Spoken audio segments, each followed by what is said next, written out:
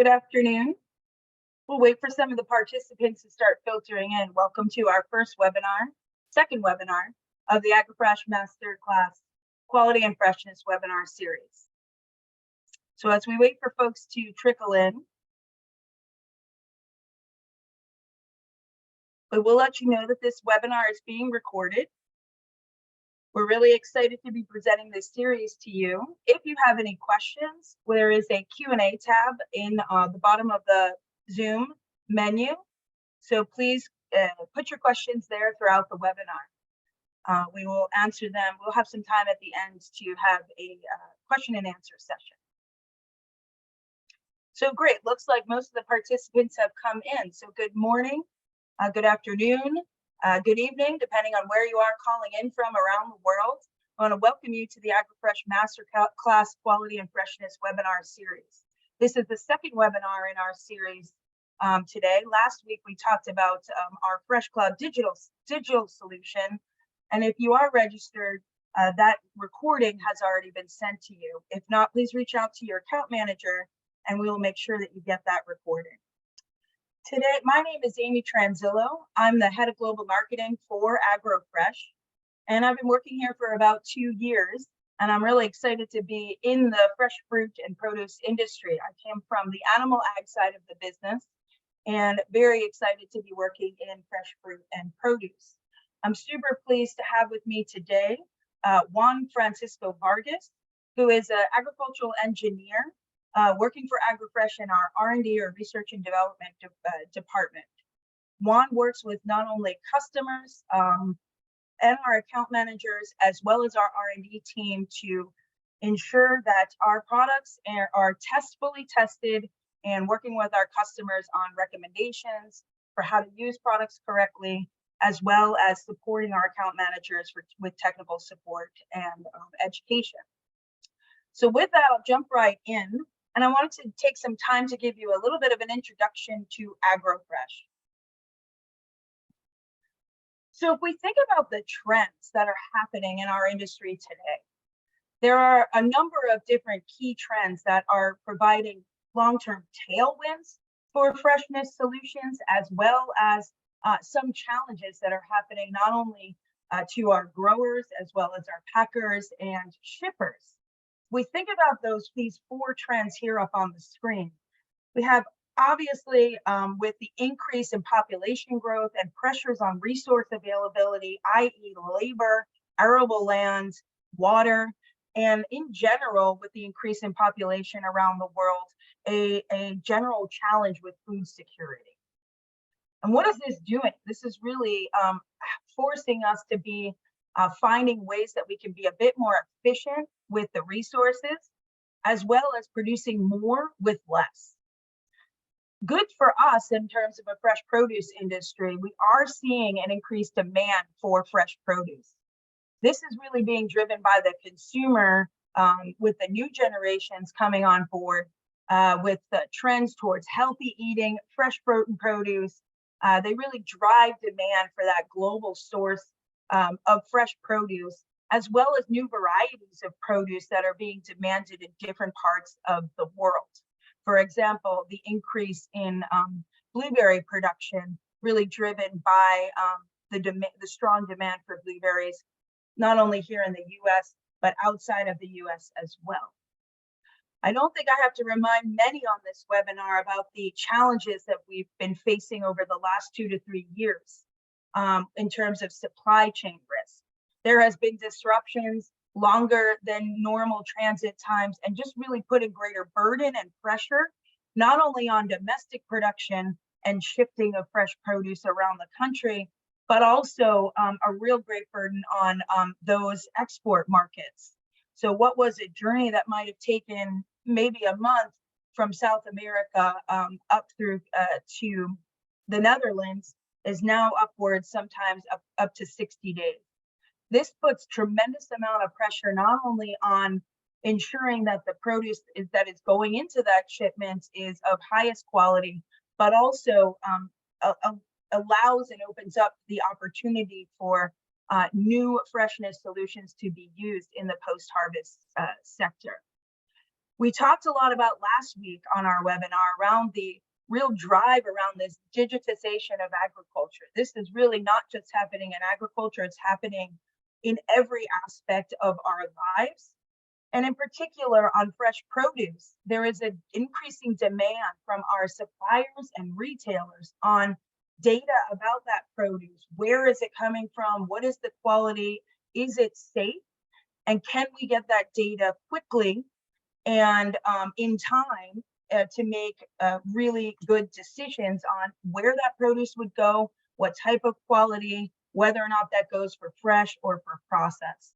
So this is really opening up an opportunity to bring digital solutions to the fresh produce industry to alleviate some of these challenges. When we talk about AgroFresh and where we sit in terms of what our post-harvest solutions really aim to solve, this number is not a new number. Many of you have probably heard this before.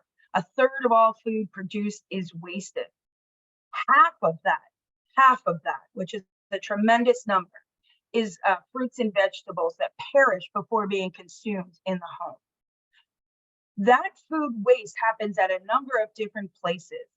There are a number of different studies that talk about the challenges that are faced in the field as it relates to maybe overproduction or the inability to get that produce off of the field into the supply chain. 23% of that food waste is happening food loss, is happening in the field. If we think about from the field all the way to retail, and then I don't have it there, but a little bit further, even at the consumer home, a number of a high percentage of waste happens between storage and transit. And this may be due to quality defects or different supplier recommendations or recommendations or needs for different types of produce. As I talked about, supply chain challenges. So over 61% of the total food waste as it relates to fresh fruits and vegetables happens between the storage and the transit. This varies. This is a global number, and we certainly know that in developing countries where the cold chain practice is not as developed, this food loss and food waste during the storage and transit time is a little bit higher. So it's a varying level, but on average around 40 to 60%. As we talk about who AgroFresh is, we are the leaders in the post-harvest fresh solutions for fresh produce. We sit in the middle of the field, the storage, the transit, and the retail. Really taking what we have done over the last 20 plus years is combine not only our deep scientific knowledge, but our applied industry know-how to not only apply our solutions for extending shelf life, protecting that produce as it moves through the supply chain, really with the goal of ensuring that our customers, you folks on the phone today, can supply an abundant supply, uninterrupted, of the best tasting produce and prevent food waste, and then ultimately conserve our planet's resources. So as I mentioned, AgroFresh is the leader in post-harvest solutions. We sit in the middle, and we have customers spanning from the field, storage, transit, and retail.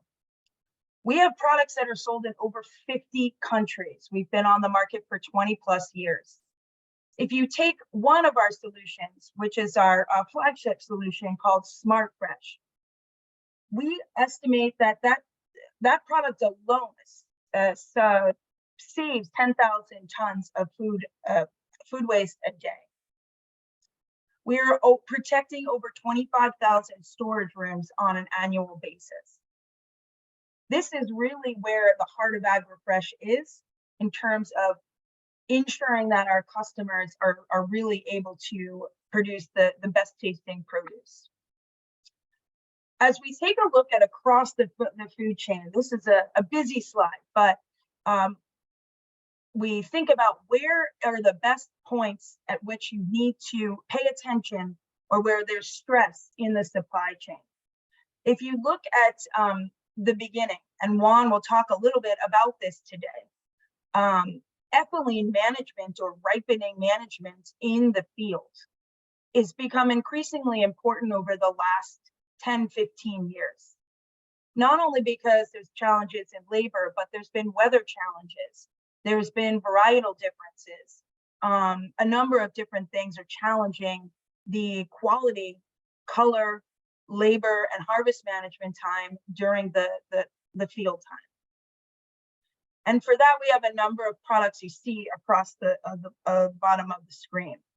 As we move into storage, ethylene management is not maybe a new thing to many on this call, but again, very important to manage ethylene throughout the storage cycle to maintain freshness, firmness, and quality. We have a number of products within our SmartFresh quality system that fit that segment. As you move through the packing processing line on the line, you have different fungal decays, disinfectants, different types of things that will challenge the freshness of that fruit as it continues to move through that process. And then towards the end, in terms of transit and retail, we continue to get challenged in terms of dehydration, shrink controls, extending shelf life. And we've recently launched a portfolio of plant-based organic coatings to really help prevent the dehydration and extend shelf life in a number of different crops. So although we've started and got our base in apples and pears and palm fruit, over the last 20 years, we have extended not only our portfolio of solutions to go across all of these different pain points, but we've added a number of different technologies to address these pain points. And to wrap a little bit about a bow around it, I talked a little bit about digital and how important that is. We have a system called Fresh Cloud that you heard about last week. And that integrated digital platform providing end-to-end visibility with not only real-time fruit quality inspection data, reporting, and insights.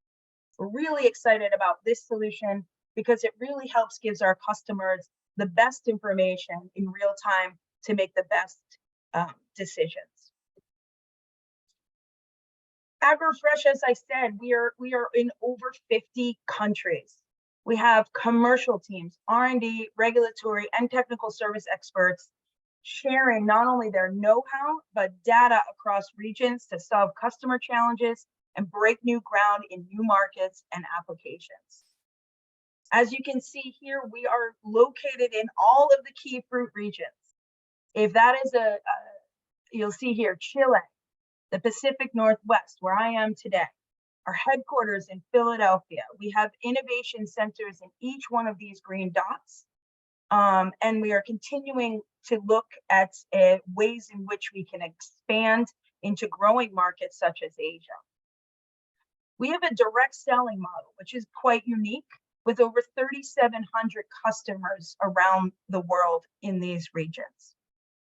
So with that, that's a little bit about AgroFresh. And what I'm going to do is hand it over to Juan, who's going to be taking us through the next topic on our webinar, which is ethylene management when it matters most. And as I mentioned, Juan comes to us from our R&D department here at AgroFresh.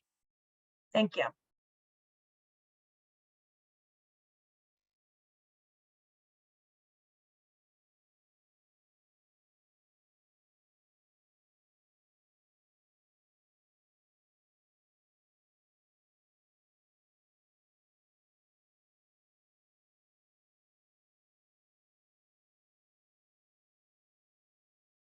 So hello, my name is Juan Francisco Vargas from the R&D department, and today's webinar is about ethylene management and managing ethylene when it matters most.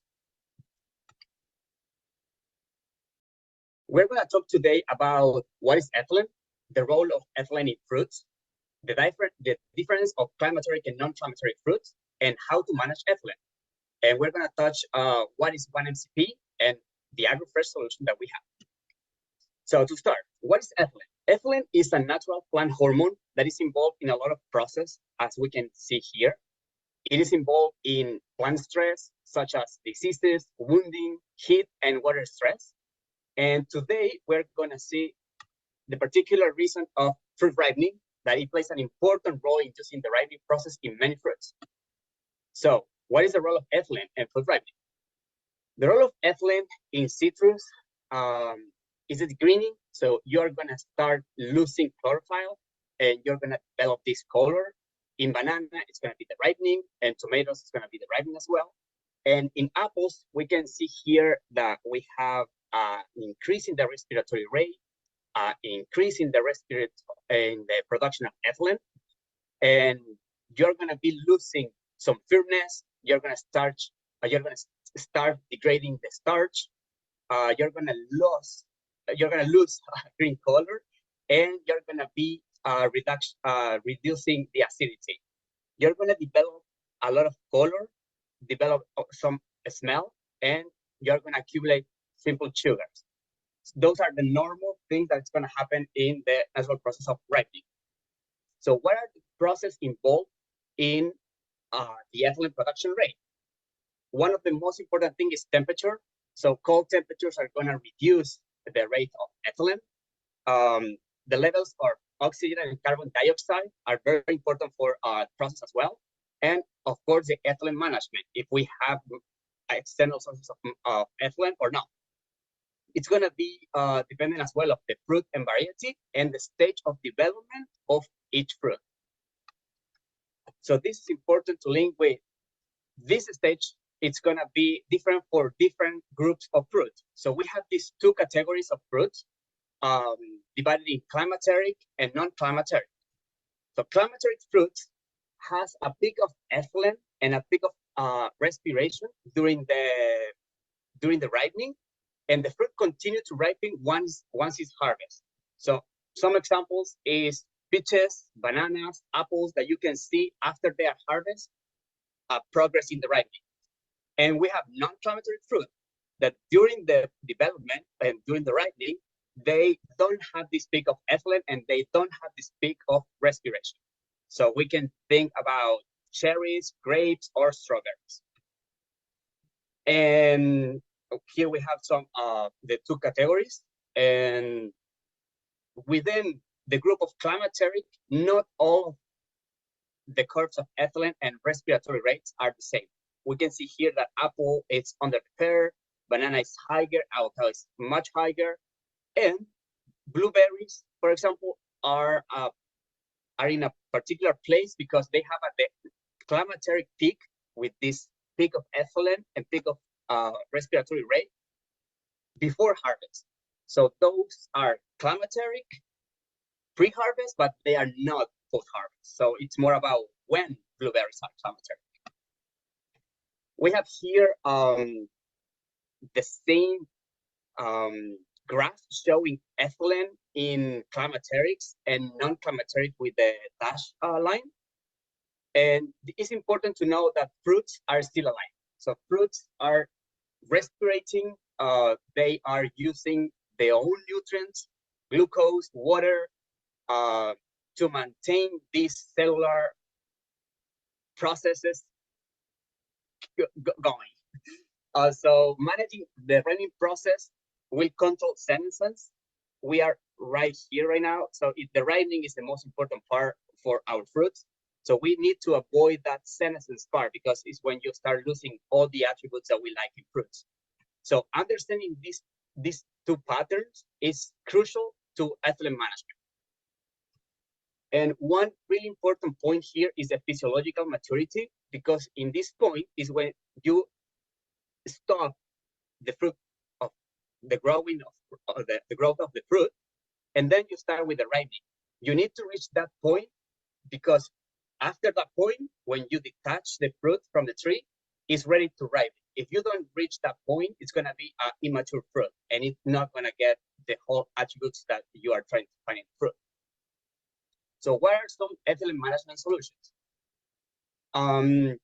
It's going to depend what you want in your fruit, because if you want ethylene, you have options as a ripening room or a degreening room when you're going to set your citrus, or if you are trying to find a color program for bananas or tomatoes or avocados, you need to ripe those fruits in order to complete with what the program is required. But what if you don't want those effects of ethylene? One, the most important thing is not mix ethylene sources. Make sure of not mixing products as avocados and bananas in the same room, because they are gonna interact and one is gonna ripe the other one. So something probably that you don't want. Another one is ethylene scrubbing and oxidizers. So you can use scrubbers that it's gonna oxidize the ethylene, or some of them use UV lights or ozone or potassium permanganate.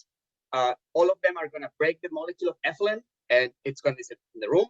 And of course, we have ethylene inhibitors.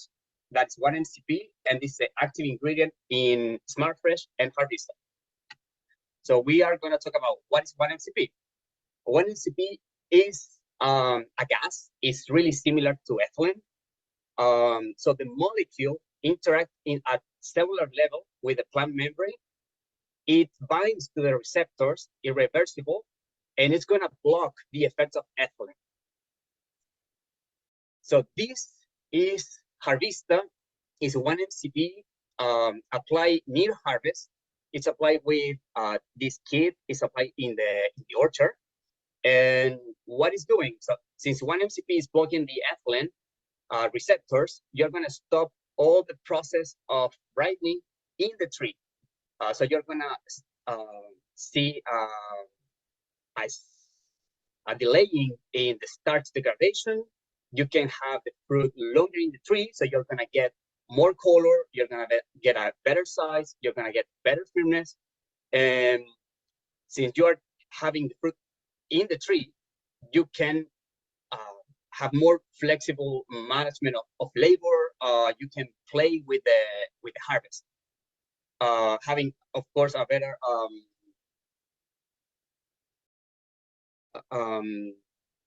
better response of the ethylene, because you are managing ethylene in the orchard. And we have here SmartFresh. This is the post-harvest solution for ripening. SmartFresh is applied in a room. You need to close the room, put all the fruit inside, and you can see here that the ethylene production, it's dramatically reduced with SmartFresh, and the respiration rate is the same. These are not normal conditions. This fruit was stored 60 days under room temperature. Of course, the ideal is to put this fruit in the cold storage, but this is telling us that even in room temperature condition, SmartFresh is doing a great job, is delaying the ethylene production and delaying the respiration rate. And you will maintain firmness. You're gonna reduce this internal ethylene production from the fruit, and from as a protection for external sources. You are slowing down the respiration, delaying the ripening, and reducing physiological disorder as well.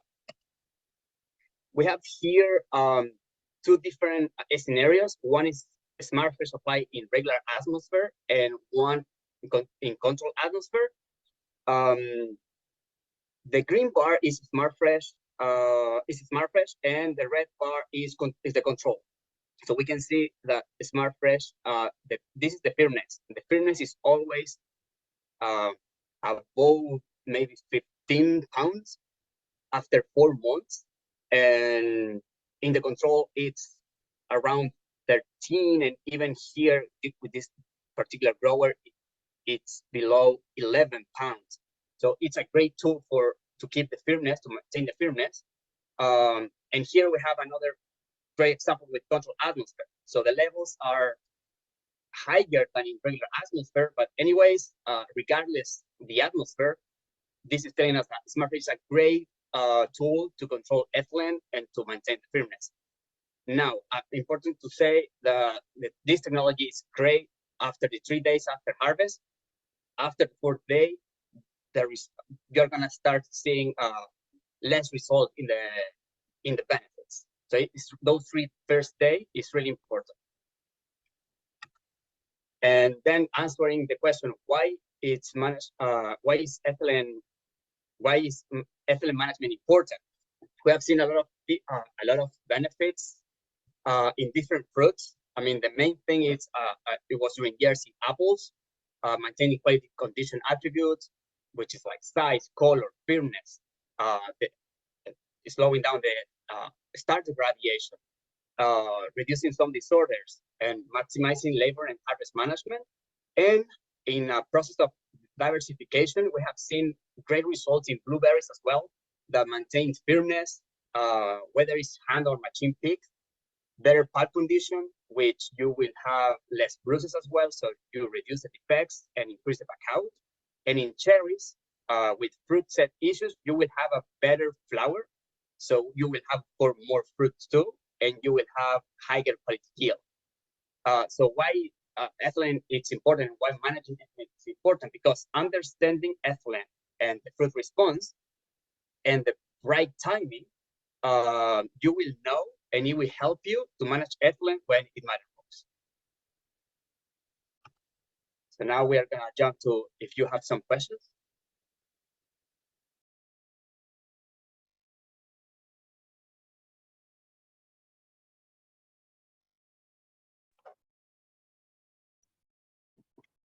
Fantastic. Thanks, Juan. Yeah, so thank you so much for that. It was really exciting to hear. And now we'll open up to the audience in terms of collecting questions.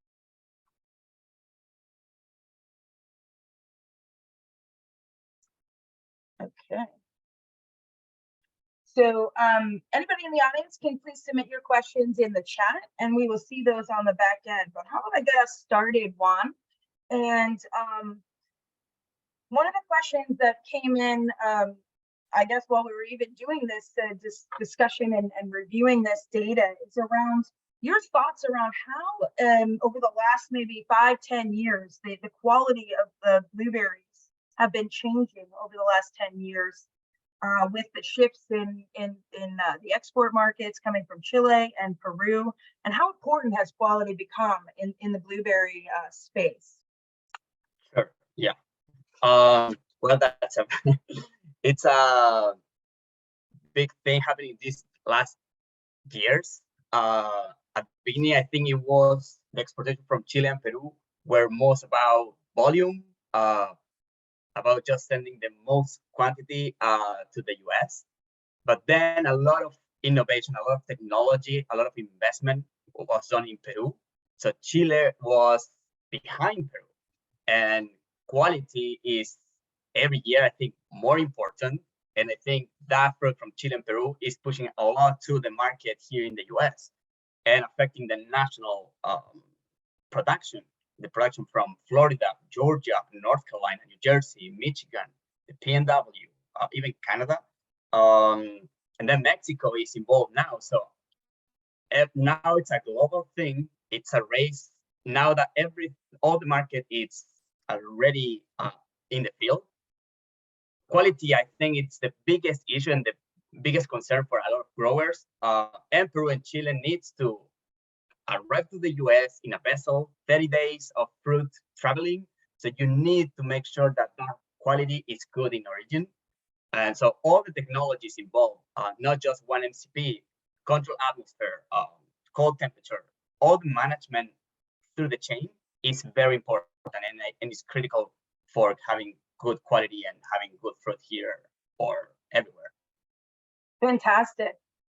Now the questions are coming to flow in. Why don't we stay on sort of the management of quality and ethylene in the field? There's one that came in from one of our customers out in the Pacific Northwest. So how do we control ethylene release for cherries? So I don't know if you have some, we mentioned cherries in the video. That was one of the questions in the pre-harvest. Can you talk to us a little bit about that one? Yeah, correct. On cherries is a non-climateric. So if you apply 1 MCP in the post-harvest, probably you're not going to see any effect in the fruit itself. You're not going to probably maintain the firmness or do anything. We have seen some results in the stem, keep the stem greener, but it's not about the fruit. We want cherries are harvest, stay in just the same way. So pre-harvest, in the pre-harvest, yes, is for fruit set. When you apply, you have to apply it at 10% bloom and then 50% bloom, and that fruit is gonna be healthier. So you're gonna have a better fruit, a better flower. Then that flower, of course, is gonna become a fruit. So that's why you have better fruit set. But from the technical standpoint of quality, maybe more trials will need to be done to see if we can have that effect of like we are doing in blueberries for cherries closer to harvest. But right now it's in the fruit set for flowers. Awesome. I'm gonna move on. Yeah, actually a question back on the conversation around blueberries. The question coming in around, is there a shift in the way blueberries are being harvested, i.e. machine versus hand picked? And why is this happening in your opinion? And are there any solutions that will, or any technology that you know around those types of? Yes, absolutely. I mean, that's why machine harvesting is happening. It's because there is a shortage of people. There is not enough people to go there to the field and pick the blueberries. This is about blueberries, right? That the question? Yeah, oil. Yeah, I can talk about blueberries. There is not people, and I think that's a problem here in the U.S., in Chile, in Peru, everywhere. So the pressure of machine picking is every time higher. So what we do as an industry to improve that, if that is the case of we are leading into machine harvest, firmness is critical. Machine is highly detrimental. Of course, it's better when you hand pick because you are having less bruises, less soft fruit.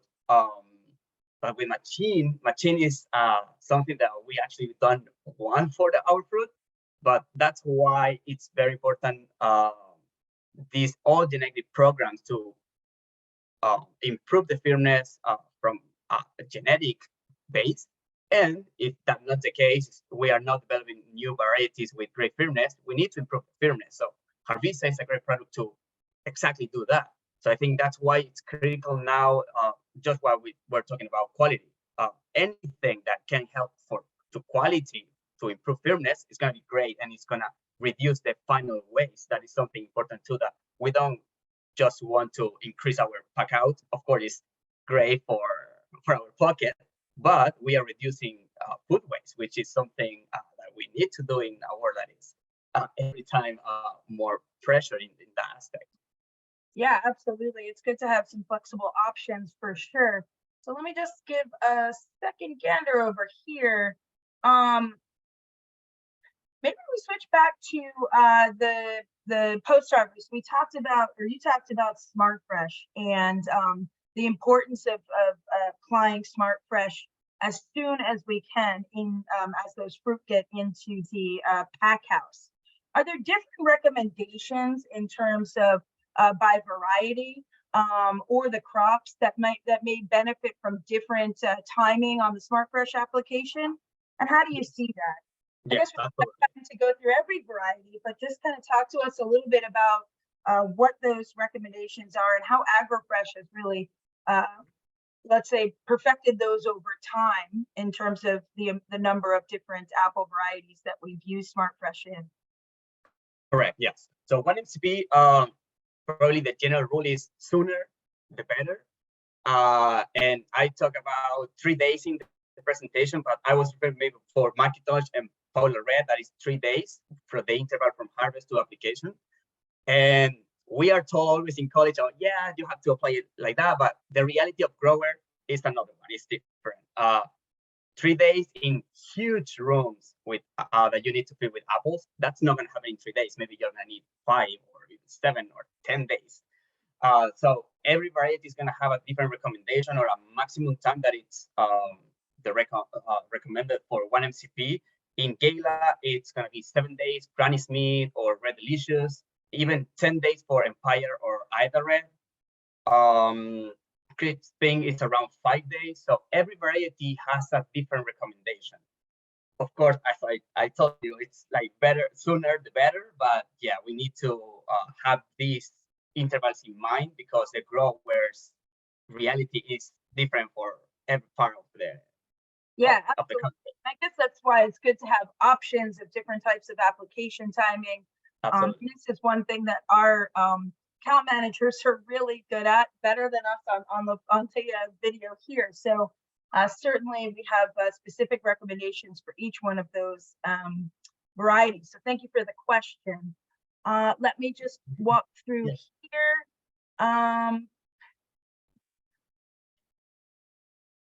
Yeah, so here's one around someone asked, hey, I'm doing post-harvest management.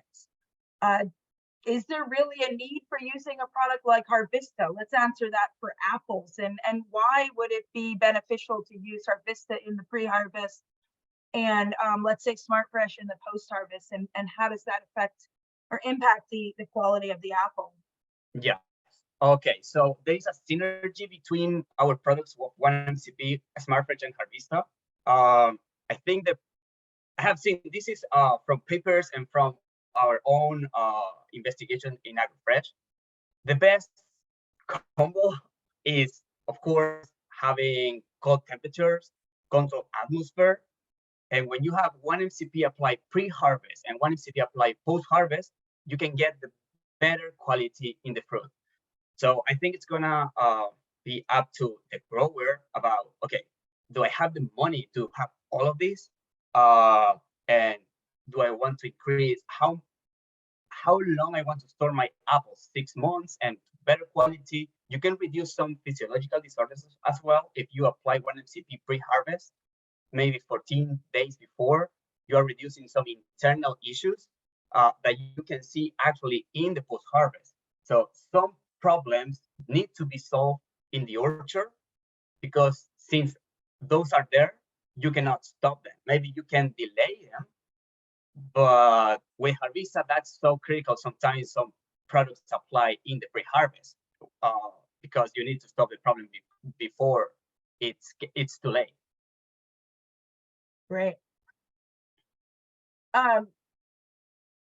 Okay. Gosh, there's a lot coming.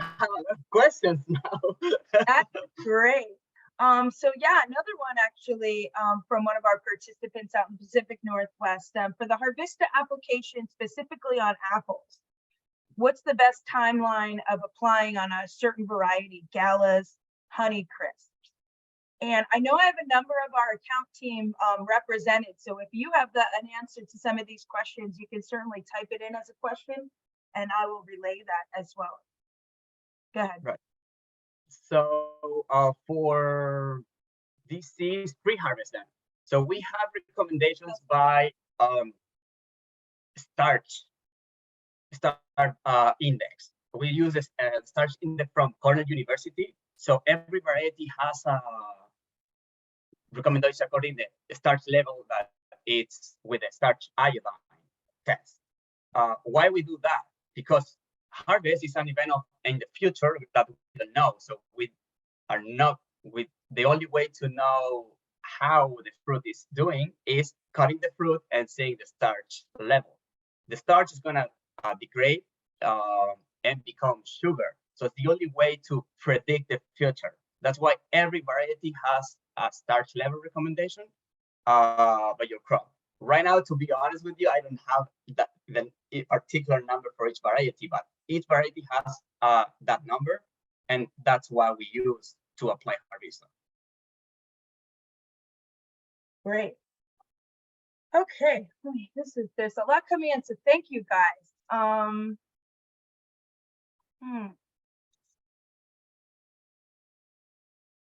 So there's a question around well, both Harvista and SmartFresh. Do we have experience with those products outside of the crops that you talked about today? And in particular, we might want to focus on SmartFresh. What are the number of different crops that we have, Juan? I can answer that, but maybe you can also chime in. Sure. number of different crops that we have using SmartFresh around the world. Yes. So everything that produces ethylene, basically, it's something that it's gonna be good for SmartFresh. Ethylene producers can be peaches, nectarines, plums. Plums is a tricky one because a lot of varieties have different levels of ethylene, so it's variety dependent. Melons, watermelons, what else? Kiwi fruit is a big producer of ethylene. And from vegetables, we can mention maybe tomatoes, cabbages. Everything that produces ethylene can be, of course, impacted by 1-MCP because it's going to stop that ethylene off even happening. Awesome. And just to add on the number of lists, we would be here all morning, but a lot of usage of our SmartFresh product to help with maintaining quality and freshness in a lot of the crops coming out of South America: avocados, mangoes, limes, persimmons, kiwis. One mentioned melons and watermelons. So we have seen great success with a number of our products, specifically SmartFresh 1-MCP, to be used in a number of different crops. So I got that one. Let's see. Hold on. Going through here.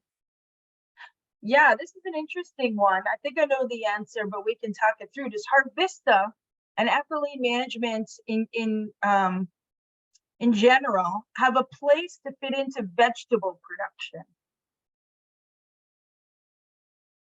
Sorry, can you please repeat? Yeah, no worries. The question is speaking about Harvista and ethylene management in general.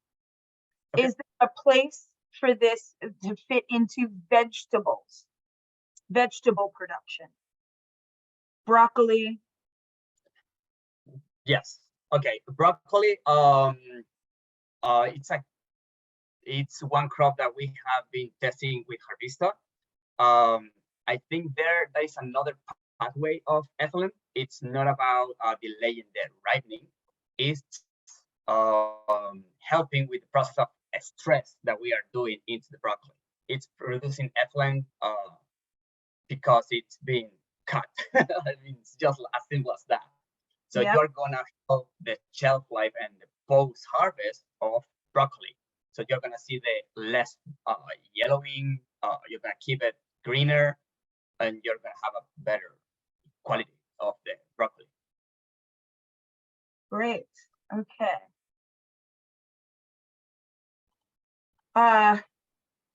Again, this is we're back to Harvista, and I do encourage our account managers that are on the call to also answer any of these questions that you see coming through. But you could just type it in as a question, and I'll catch it. But one of the questions comes from the attendees talking about the application timing for Harvista. It doesn't mention a crop, but maybe we can focus on apples. The question is, if I missed the opportunity to apply Harvista, and I don't have time for room treatment, are there any options for that particular situation? Well, it depends what day we are talking about. What's the missed opportunity? 3 days is a PHI, so even if you are that close to the harvest, you can apply Harvista. So 3 days is the minimum, and it can go till maybe 14 days or even 21 days, I think, in some varieties. So the window it's really flexible. That's something that it's really nice about Harvista. That if you apply it, anyways, you are delaying the ripening, you are maintaining the firmness. So if it's a last minute call, like, hey, I cannot apply it, I'm delayed. If you are still 3 days before harvest, you can do it. So I think it's a great opportunity. It's like an emergency button that you know that you can apply it. That's the moment. So from 3 days to the past, basically. Yeah. Okay, great. And then I'll finish off the second half of that question. So around the different options, if you don't have an in-room option, whether you have maybe not a closed room, we do have our SmartFresh inbox, which is a sachet for a number of different crops to be used as in a small box. So we can certainly apply a 1-MCP in that situation. Okay, Juan, I'm not seeing any more questions, so it seems like we can wrap up. I'll give it another minute.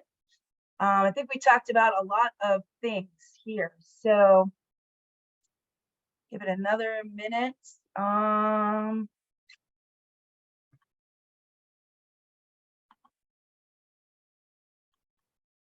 Okay, actually, we have another question just came in. This one I think is good. So the question, and I can maybe help with this as well. So the question was, hey, I remember talking in the past about post-production applications that would help with the retailer. So at the retail level or in transit, if you will, to hold the fruit. Can we talk about that, what that application might be and how it would help? I.e., besides doing the field application, the storage room, is there something we can do in the transit? I'll take that off. It's kind of what I was referring to before as far as the small box application of our SmartFresh in a really convenient sachet. We've seen good results in small boxes in that pick, pack, ship situation. I don't know, Juan, if you have anything to add on that point. Yeah, the other one could be the smart tabs. It's the box that you can apply in the container. So we have seen great results from Brazil to the US in mangoes. So you apply 1-MCP, you close the container, it travels in the ocean, and when you open, it's treated. So the mangoes are just like they left Brazil, which is a great tool for mangoes in particular. Same thing you can do with tomatoes and avocados coming from Mexico. Same treatment, you put it in the truck, you close the doors, and it's treated while it's crossing to the US. So those are great tools for transit as well. Absolutely. That was our SmartFresh Smart Tabs, correct? Correct. Yeah, okay. Awesome. Well, with that, I think we're done with the questions. I want to thank everyone. This has been a really talkative group. If there are questions that have come in that we haven't answered, we'll certainly follow back up with you. I have a number of different questions, so we can continue to kind of answer them as they come in. And let me just share back my screen.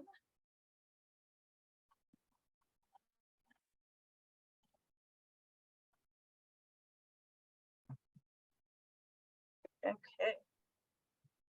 So again, that was the end of the Q&A session. So I really wanted to thank you all for attending and your attention. And we're really excited about this webinar series. There is a QR code here if you want to learn a little bit more about AgroFresh as a company. This is a nice video that really highlights our commitment to sustainability and how our products and solutions have been not only contributing to food waste reduction, but also contributing to eliminating the impacts of that food waste on the environment as it relates to CO2 reduction, as well as water reduction. So a lot of good information in that short video, less than 2 minutes. And we certainly welcome you to check out our website at agrofresh.com.